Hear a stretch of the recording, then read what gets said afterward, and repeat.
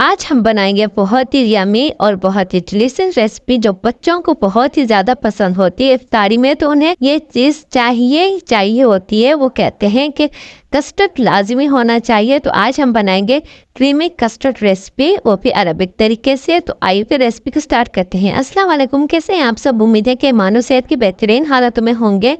यहाँ पर मैंने ले लिया है पानी 2 कप। इसमें हम ऐड करेंगे 1 कप हम इसमें ऐड करेंगे पाउडर मिल्क और चीनी ऐड करेंगे 2 टेबल स्पून। आपको जितना मीठा पसंद हो आप ऐड कर सकती हैं। फिर हम इसमें ऐड करेंगे कस्टर्ड पाउडर। अभी मैंने फ्लेम को ऑन नहीं रखा।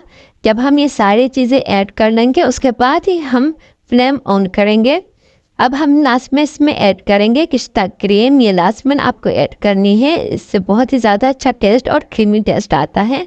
उसके बाद इसे अच्छे से मिक्स करेंगे। अब हम फ्लेम ऑन कर लेंगे और इसे मिक्स करते रहेंगे जब तक इसकी गुठलियाँ अच्छे से ख़त्म ना हो जाए।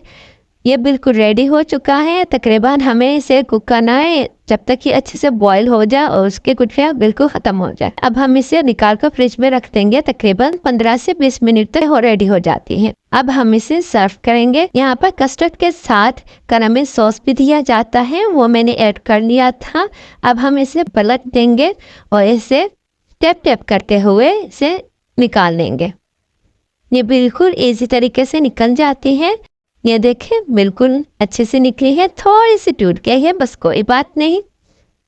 अगर आपको ये रेसिपी पसंद आई हो तो प्लीज़ मेरे चैनल को लाइक, कमेंट और सब्सक्राइब ज़रूर कीजिएगा। अपनी दुआ में मुझे हमेशा याद रखिएगा और बच्चों को भी खुश किया कीजिए उनकी पसंदीदा चीज़ें बनाकर। उम्मीद है कि आपको रेसिपी पसंद आई होगी।